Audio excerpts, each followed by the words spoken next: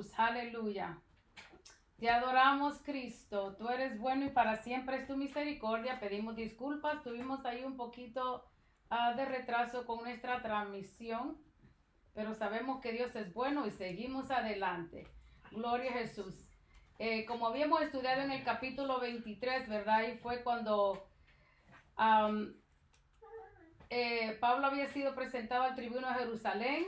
Y se recuerda al final que estudiábamos con nuestro hermano Josué, que decía que los mandó a que guardaran a Pablo en el pretorio de Herodes, en su casa, en su palacio, como era, ¿verdad? Y nada más un poquito a dejarles saber cuando Pablo llegó en estos momentos y quién Félix era. Entraremos en detalles en unos momentos, pero vamos a buscar en nuestras Biblias. Hechos 24. La palabra del Señor se lee así: en el nombre del Padre, del Hijo y del Espíritu Santo. Amén. 5 días después descendió el sumo sacerdote Ananías con algunos de los ancianos y un cierto orador llamado Tértulo, y compadecieron ante el gobernador contra Pablo. Y cuando éste fue llamado, Tértulo comenzó a acusarle diciendo: como debido a ti gozamos de gran paz y muchas cosas son bien gobernadas en el pueblo por tu prudencia. Oh, excelentísimo Félix, le recibimos en todo tiempo y en todo lugar con toda gratitud.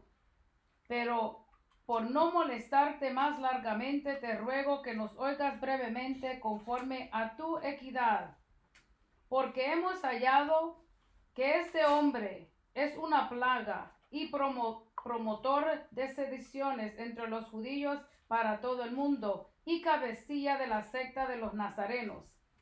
Intentó también profanar el templo y prendiéndole quisimos juzgarle conforme a nuestra ley. Pero interviniendo el tribuno Lisias con gran violencia le quitó de nuestras manos, mandando a sus acusadores que viniesen a ti. Tú mismo, pues, al juzgarle podrás informarte de todas estas cosas de que le acusamos.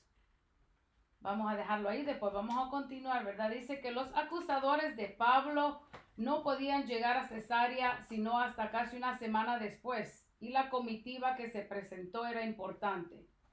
Imagínense que no solo uno, sino que buscaron a ellos personas que pudieran acompañarlos. Tanto era el delito que ellos creen que Pablo había cometido, que llevaron personas. Llevaban, dice que hasta a un orador, que en aquel tiempo un orador era un abogado.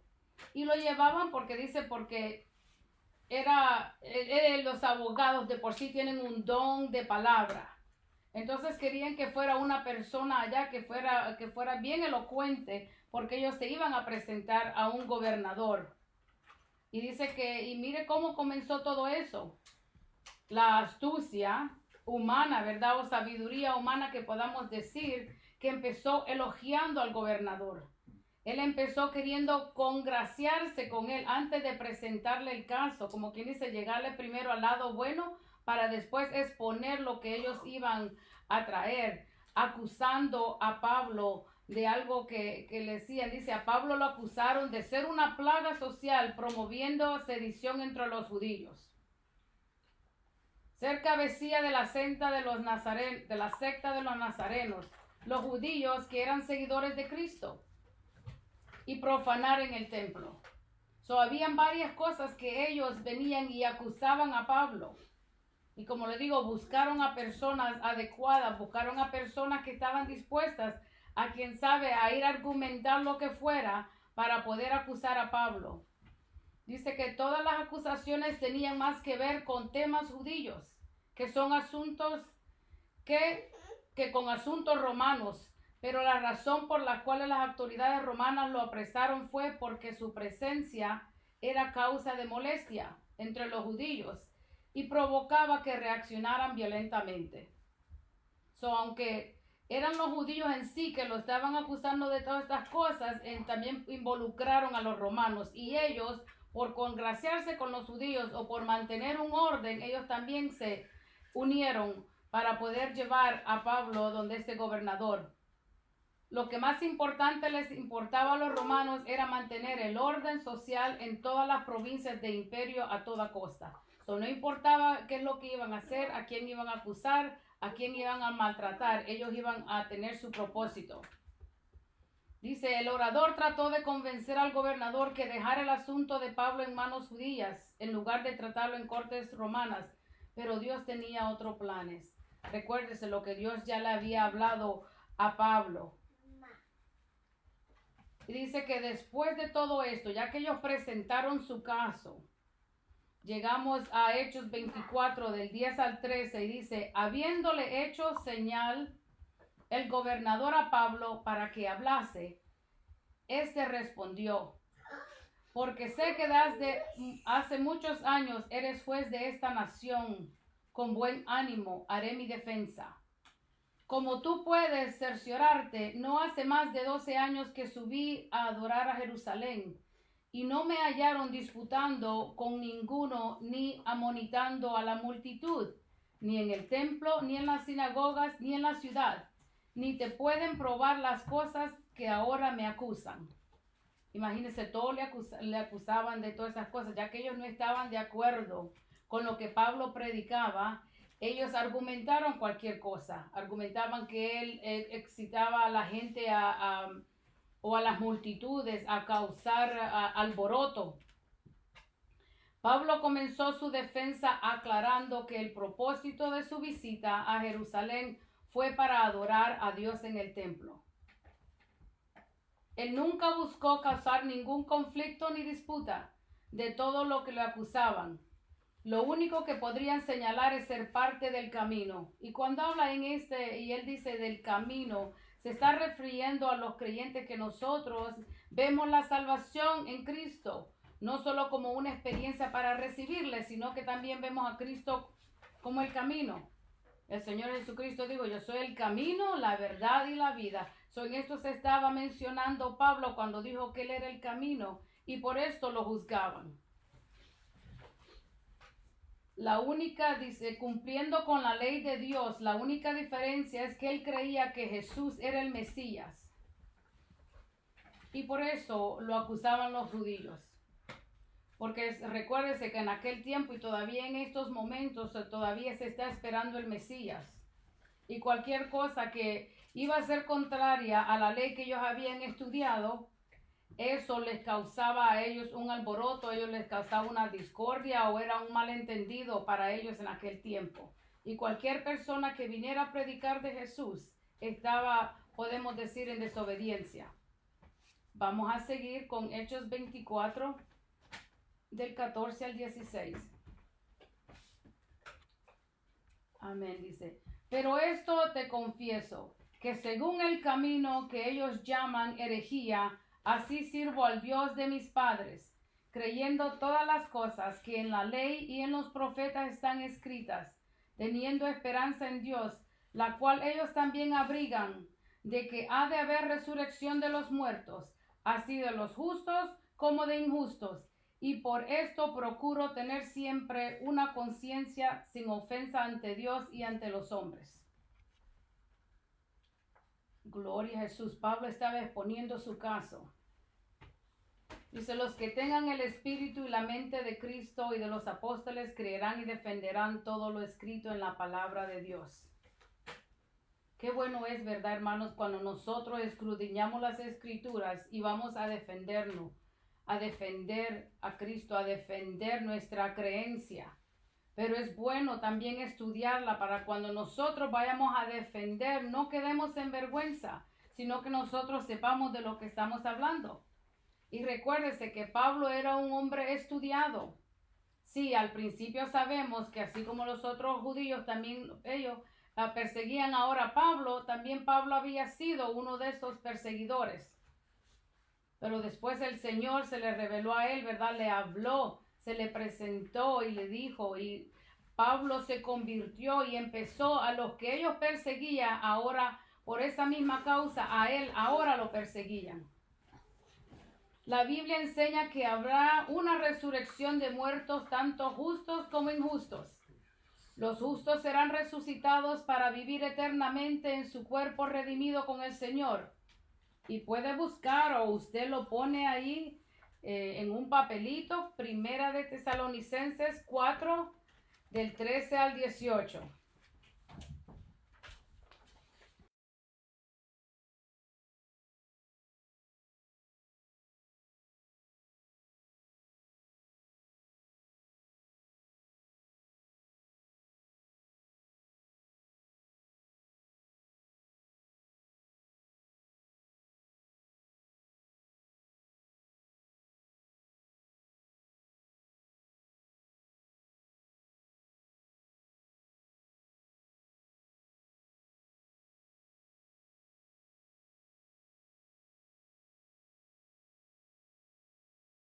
Tesalonicenses 4, 13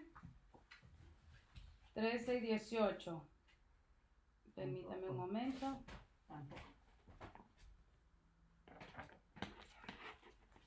Primera Tesalonicenses 4, 13 y 18 dice: tampoco queremos, hermanos, que ignoréis acerca de los que duermen, para que no os entristezcáis como los otros que no tienen esperanza.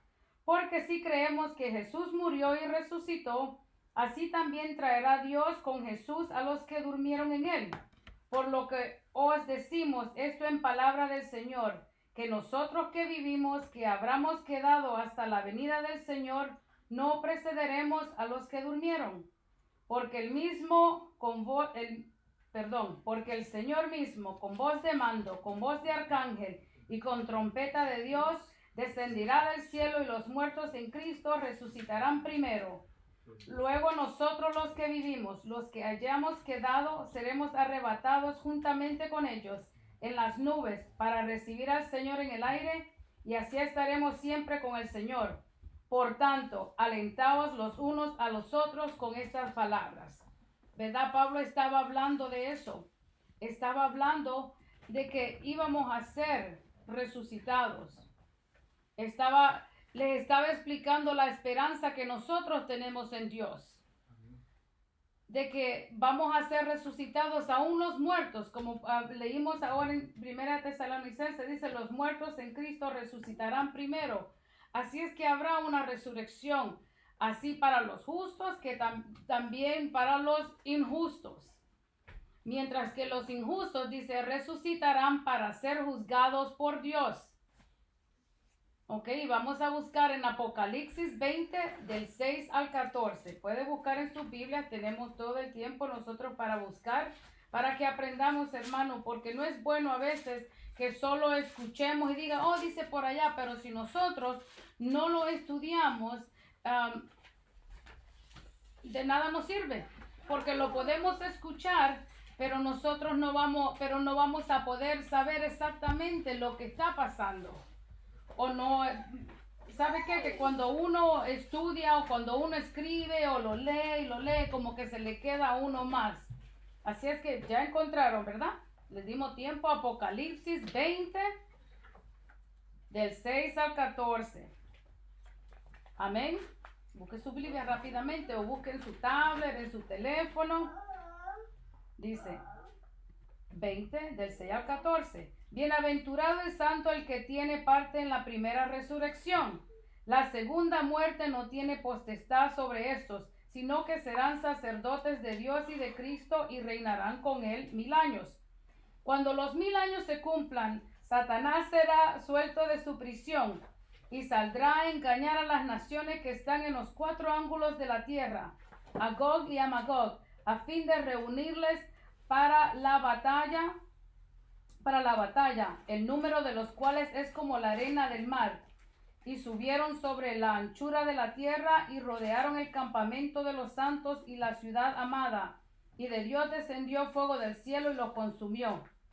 Y después vamos a llegar, hermano, al 14. Vamos a brincar y al 14, pero cuando usted tenga tiempo en su casa, por favor, lea todo ahora por el tiempo, pero léalo. Apocalipsis 20, del 6 al 14, y el 14 dice: y la muerte y el Hades fueron lanzados al lago de fuego. Esta es la muerte segunda.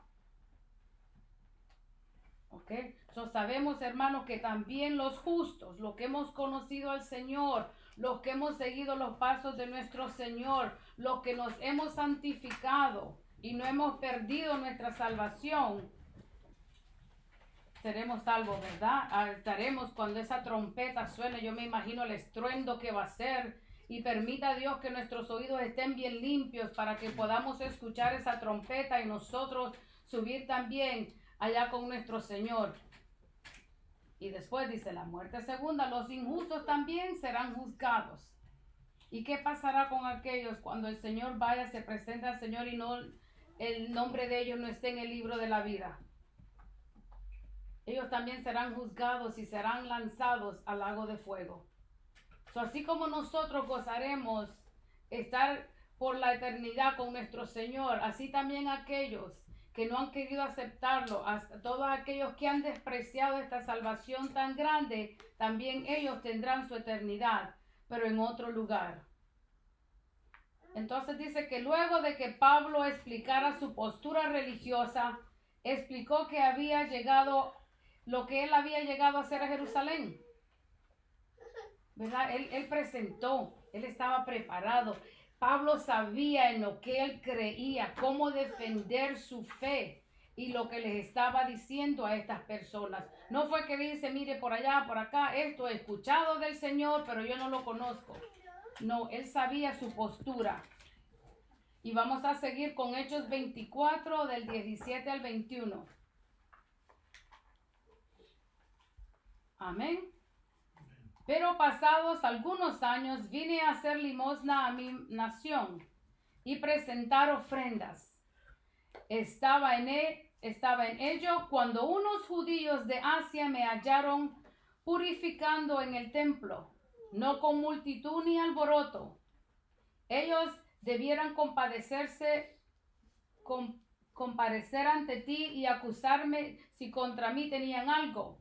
O digan estos mismos si hallaron en mí alguna cosa mal hecha cuando compadecí ante el concilio, a no ser que estando entre ellos prorrumpí en alta voz acerca de la resurrección de los muertos, soy juzgado por vosotros. Imagínense todo esto que le decían, todo esto lo culpaban de alboroto cuando él dice que no. Él lo único que fue, dice, hacer sus limosnas a su nación y presentar sus ofrendas. Pablo sabía con lo que él tenía que cumplir. Y eso es lo que estaba haciendo. Y dice, también se presentó al templo. A purificar, dice, en el templo. Así como él andaba por todos lugares como misionero, levantando obras, predicando el evangelio, también él cumplía con sus deberes de dar sus ofrendas y, como él dice, sus limosnas. Lejos de buscar conflicto, dice, Pablo quería ayudar a los hermanos en Jerusalén. Él aclaró que no había hecho absolutamente nada malo ni incorrecto. Si lo acusaban de algo era falso y no podrían probarlo. Al fin, Pablo sacó de nuevo el tema de la resurrección de los muertos, que había sido el tema de controversia cuando lo llevaron ante el concilio en Jerusalén. Como quien dice, lo llevaron ante el concilio y como que no quedaron satisfechos de lo que había pasado allá, que ellos también venían, como quien dice, a buscar otra opinión de otra persona. Preparados con personas, hasta con un abogado traían para presentar su caso. Pero como sabemos que el poderoso de Israel estaba con Pablo, Amen. Y Pablo preparado en el estudio de la palabra del Señor, que pudo defender su caso.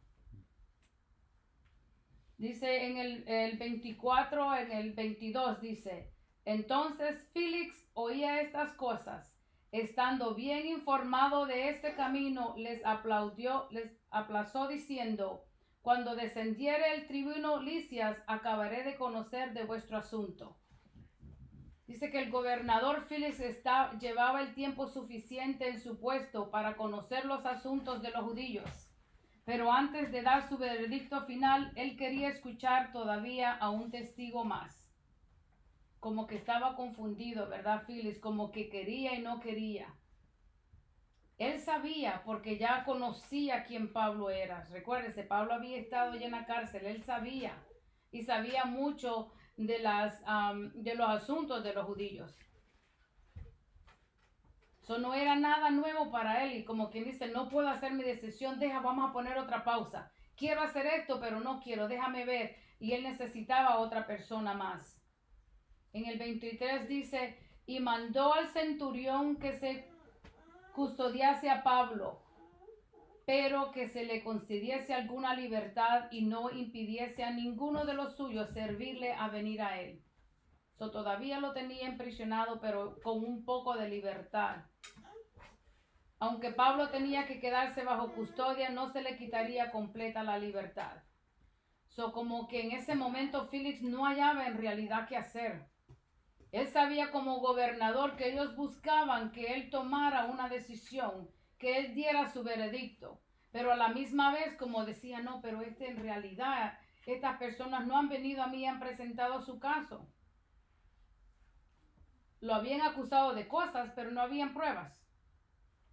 ¿Cuántas veces, hermanos, nos pasan las situaciones a nosotros? Pero ¿qué debemos de hacer, verdad? No podemos ir a alborotarnos, no podemos ir y que vamos a demandar aquí, demandar allá. No le estoy diciendo que no lo haga. Allá usted, como usted desee hacer, pero el Señor es el que pelea por nosotros. A veces no tenemos ni que abrir la boca. El Señor va a pelear nuestras batallas. Amen. Gloria a Jesús. En el 24 dice, algunos días después, viniendo Félix con Drusila, que era su mujer, que era judía. Por eso es que Félix conocía las cosas judías porque su mujer era judía. Llamó a Pablo y le oyó acerca de la fe en Jesucristo. Félix, ¿verdad? Que estaba casado con Drusila. Llamó a Pablo y le oyó acerca de la fe en Jesucristo. Dice, Félix pudo haberse desentendido de Pablo, pero algo lo intrigó.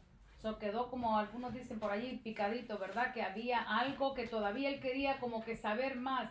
Le intrigaba esa fe, esa dedicación, ese amor por la obra de Dios que Pablo tenía, que él quería saber más. O por lo menos dice a su esposa.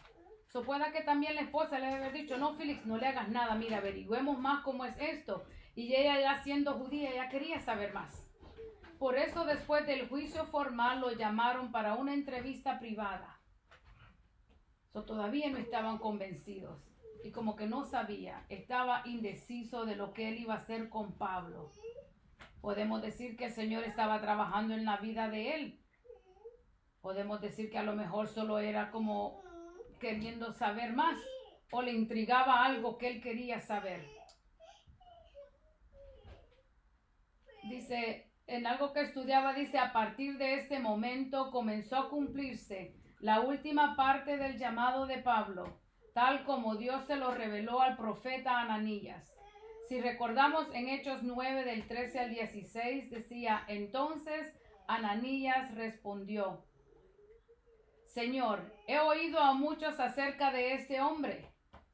¿Cuántos males ha hecho a tus santos en Jerusalén? Recuérdese que estaba hablando de Pablo. Y aún aquí tiene facultad de los príncipes, de los sacerdotes, de prender a todos los que invocan tu nombre. Y le dijo el Señor, ve, porque vaso escogido me es este, para que lleve mi nombre en presencia de los gentiles y de reyes, y de los hijos de Israel, porque yo le mostraré cuando le convenga que padezca por mi nombre. Para Pablo, yo creo que todo esto ya no era una sorpresa. Desde que el Señor se le presentó a Pablo y se le presentó también en Ananías en Hechos 9, ya el Señor le había dicho, porque Ananías no quería, decía, si este es el hombre que anda persiguiendo a todos nosotros de cristianos, ¿cómo tú ahora esperas que yo vaya y le vaya a imponer manos? O vaya y lo bendiga, o vaya y ore por él. Y le decía, pero el Señor dijo, no, que tenía que hacerlo. Era algo.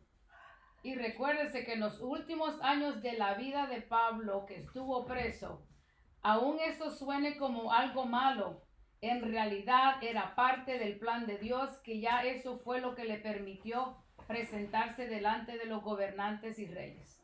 Si Pablo no hubiera estado preso, no hubiera conocido a todas estas personas. no hubiera sido enjuiciado, no hubiera sido presentado al tribuno, nada de eso hubiera pasado. Y eso es algo que ya Dios le había revelado a Ananías para que le dijera a Pablo. Aunque cuando pasemos nosotros por situaciones y le empecemos a echarle la culpa a Dios o decir ¿por qué me pasa esto? ¿Por qué lo otro? Preguntémonos y preguntémosle a Dios, ¿qué bueno va a salir de todo esto?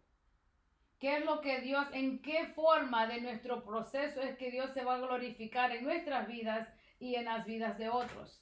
No siempre que nos pasan cosas malas es porque Dios, digamos, algunos dicen, Dios me está castigando. No sabe usted que algún problema que usted tenga puede hacer que le pase eso para bendición de otra persona. Me recuerdo nuestro pastor, mi padre decía que una vez él no sabía y tuvo que ir al hospital. Él tenía problemas de piedras en los riñones. ¿Y por qué? ¿Y por qué tuvo que ir? Pues el Señor propósito tenía, porque mientras él estaba allá en el hospital, él conoció a personas, él le predicó a alguien ahí. Y también hermanas que lo llegaron a visitar y oraron por él, pudieron también predicarle a otras personas. Así que no pensemos cada vez que algo malo o algo que no esté de acuerdo con nuestros planes nos sucedan, es porque Dios no quiere o porque Dios nos está castigando, o a veces hasta decimos, ese es el enemigo que está tratando. No sabemos eso. Son planes y propósitos de Dios para nuestra vida. Tal vez nos va a bendecir a nosotros, pero también va a bendecir a todas aquellas personas. Gloria a Jesús. Si hubiera estado Pablo en libertad, lo más probable es que Pablo nunca hubiera podido tener acceso a esas personas. Pero esa no fue la única ventaja de estar bajo arresto. En este periodo de su vida, Pablo tuvo el tiempo de escribir cartas que han beneficiado a todos los creyentes hasta el día de hoy. Además, su situación sirvió de ejemplo a los creyentes, dándoles ánimo y valor para compartir el evangelio. Mientras Pablo estuvo ahí preso, no estuvo quejándose o durmiendo todo el día o llorando por lo que estaba pasando. No, él ocupó ese tiempo para dedicarse más al Señor, para animar. Imagínese él pasando la situación que estaba pasando, pero así todavía el Señor le daba fuerzas de animar a otros. ¿Cuántos de nosotros cuando pasamos situaciones así, lo único que nos ponemos es a llorar y nos ponemos a llorar y a lamentarnos de lo que está pasando? Y ay, ¿por qué me pasa esto? Ay, me deprimo, o esto, es que usted no sabe lo que estoy pasando.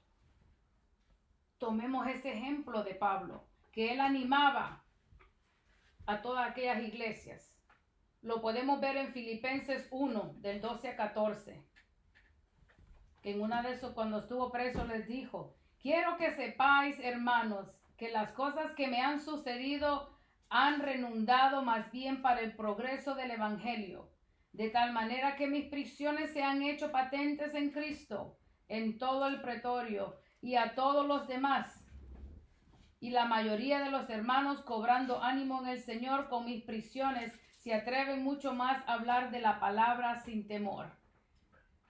Imagínense todas aquellas personas también que eran seguidores de Pablo o que Pablo les había predicado o por la prédica de Pablo ellos se habían convertido, ahora iban a estar más animados. Porque a Pablo no le importó estar preso, él animaba. Que Dios permita, ¿verdad?, que en nuestras tribulaciones nosotros encontremos esa fuerza para animar a otros a seguir adelante. Yo creo que ninguno de nosotros, tal vez algunos, no todos, ¿verdad?, han pasado esas situaciones y que nosotros en lugar de lamentar lo hayamos vuelto en gozo y alegría. Dice, Félix y su esposa escucharon con atención e interés a Pablo hablar sobre Jesús, pero hubo ciertos puntos en su discurso que incomodaron al gobernador, como lo podemos ver en Hechos 24 y 25. Pero al disertar Pablo acerca de la justicia, del dominio propio y del juicio venidero, Félix se espantó y dijo, ahora vete, pero cuando tenga oportunidad te llamaré. Se asustó No supo cómo reaccionar a todo eso, el dominio propio, la justicia, el juicio venidero, como lo habíamos leído, ¿verdad? Si usted lo lee en el Apocalipsis 20 cuando leímos, no podía comprender el todo eso. Pueda que el pecado que moraba en él no le permitía o no saber en sí, se asustó, le dio pánico, le dio un ataque de ansiedad, no saber cuál su fin pudiera ser. Dice, la salvación de toda persona depende de la fiel proclamación de esas verdades con la que el Espíritu convence de culpa y pecado. Y Félix no estaba listo. ¿Cuántos de nosotros o cuántas personas nosotros conocemos que cuando le predicamos dicen, no, esto no es para mí, tal vez después, porque no están listos o dispuestos a enfrentar situaciones del pasado o situaciones que estén pasando en estos momentos y prefieren mejor no, todavía no, dice, más después. Los jóvenes dicen, estoy muy joven, mejor ya cuando sea más adulto. Hay cosas en nosotros que a veces no nos deja seguir al Señor o no nos deja que completamente nos podamos entregar al Señor. Cosas que son necesarias que debemos de dejar. Estamos muy entretenidos, estamos muy complacientes con lo que estamos haciendo que no nos permite ver el más allá, no nos permite ver el futuro. O queremos decir esos cuentos de hadas. Eso es solo en la televisión, eso es en la Biblia, un libro de cuentos. No va a ser, porque Dios no es tan malo. No creo que Dios nos mande al infierno, porque Dios no es malo. Todos predican Dios es amor. ¿Cómo va a ser entonces? Porque yo soy bueno. No quieren llegar a un arrepentimiento total, no quieren aceptar lo que está pasando. Gloria a Jesús. En Hechos 24 y 26 dice, esperaba también con esto que Pablo le diera dinero para que le soltase, por lo cual muchas veces lo hacía venir y hablaba con él. Entonces quiere decir que Félix no era justo, no tenía dominio propio, se incomodaba hablar de esas cosas porque no lo podía comprender. Él no tenía la conciencia limpia. Además era otra cosa que lo motivaba, su corazón, que lo llevaba a buscar a Pablo. Yo creo que él quería, sentía lo mejor como remordimiento y quería soltar a Pablo, pero entonces después, quizás para después cuando lo soltó hubiera dicho no, que lo sobornó, porque imagínense, le pedía dinero, que Pablo le diera dinero, como quien dice, si me das esto, pues yo te hago lo otro.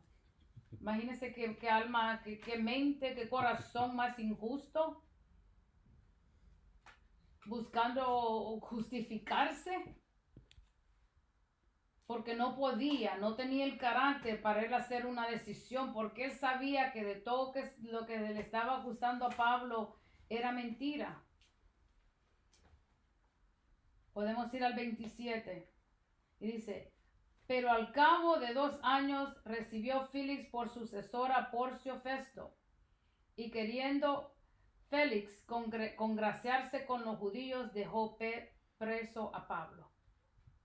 Imagínense, no tenía remordimiento, digo yo, no tenía compasión, no tenía nada, solo pensaba en él, cómo él iba a ser. No le importaba tampoco lo que Pablo le había predicado, le había dicho de qué iba a pasar, que si él no se arrepentía, me imagino. Porque acá nos dice pocas palabras, pero yo creo que si él siempre visitaba a Pablo, yo creo que no fue una conversación, sino que varias, y Pablo posiblemente le repetía muchas cosas. Le decía lo que él tenía que dejar o lo que él tenía que hacer para él poder alcanzar esa salvación. Pero él, como que dice, se lavó las manos y esperó que el otro llegara, y para congraciarse. Recuérdese que posiblemente ellos tenían popularidad, posiblemente él se beneficiaba de cosas que los judíos le traían, le ofrendaban, le donaban, le regalaban, como lo queramos decir. Y él no quería defraudar a los judíos, haciendo la decisión que no era favorable para los judíos. El gobernador se estaba acostumbrado a la corrupción y por eso estaba esperando que Pablo o sus amigos le pagaran algo. Qué cosas, ¿verdad? Que pasan que buscando dinero para poder liberarlo por hacer algo justo, para, me imagino, limpiar su conciencia. Pero nunca pasó eso.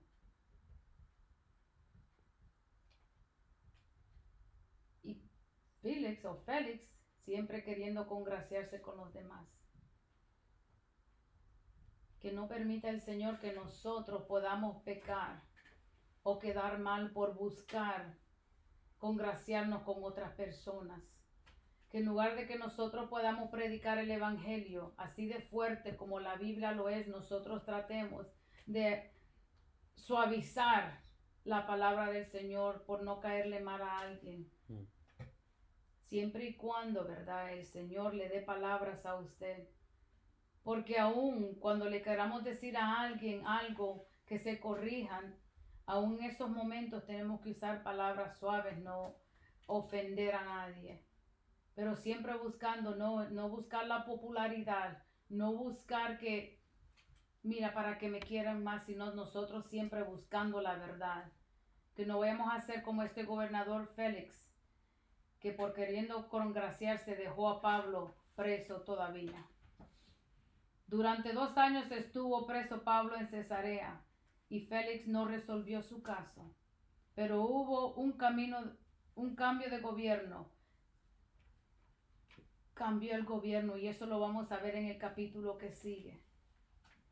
Que el Señor permita que nosotros, así como estamos estudiando ahora la palabra, estamos estudiando el libro de Hechos, sigamos poder estudiando la palabra. Que la sembremos en nuestros corazones, que la usemos, que alimente nuestras almas para nosotros. Si alguna vez nosotros pudiéramos estar en el caso de Pablo, ahora mismo, así como la situación que estamos viendo en nuestros países y en algunos países que la iglesia es perseguida, como ellos hacen, pero siguen el camino, que puedan saber defenderse si alguna vez están siendo acusados de algo por ser cristianos. Pero si no escudriñamos las escrituras, no vamos a saber nosotros cómo poder defender esta palabra bendita. Que Dios les bendiga, Dios les guarde, sigamos estudiando, sigamos alimentando de la palabra del Señor. Y no se olvide, el próximo capítulo es el capítulo 25. Bendiciones, hermanos.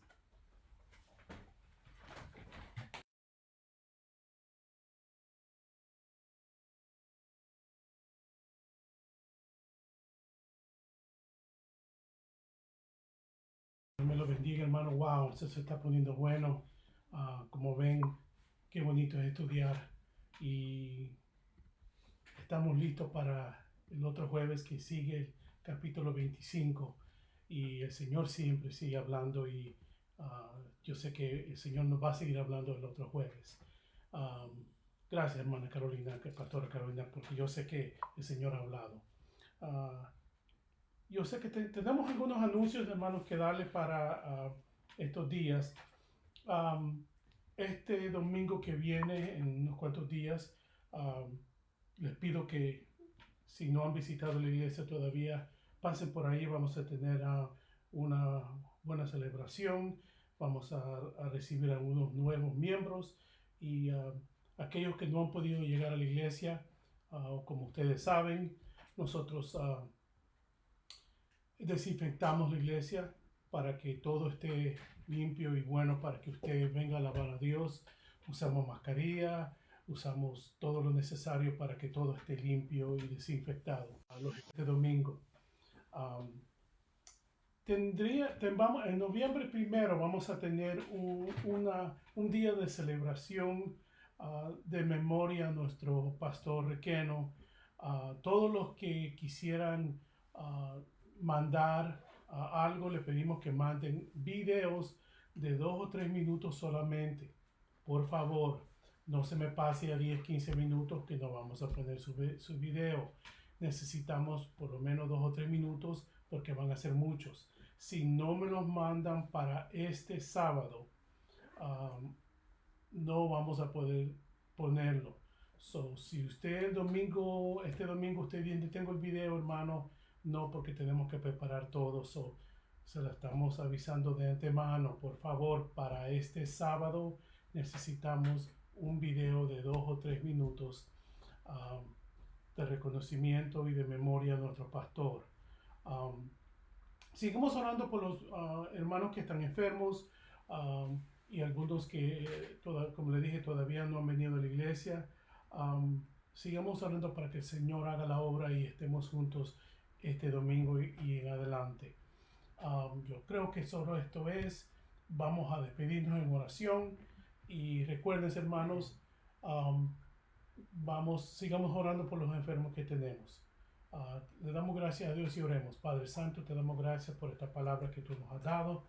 Señor, gracias, Señor. Todos los que nos están escuchando allá en Facebook y en otras partes de los Estados Unidos y en otras partes, Señor, que tú hayas hablado, Señor. Y yo sé que sigues hablando y síguenos tocando, Señor. Bendice a todos los que están viendo, Señor. Los que están enfermos, Señor, ahora mismo, Señor, pedimos que tú, por tu sangre, Señor, sean sanados. Y todos los que tienen peticiones igualmente, Señor, te lo pedimos en el nombre de Jesús de Nazaret y pedimos tu bendición y que sigamos el resto de esta semana, Señor, en victoria. Le damos gracias a ustedes, hermanos, todos los que nos ven, amigos, santos. Que el Señor bendiga. Nos vemos pronto. Adiós.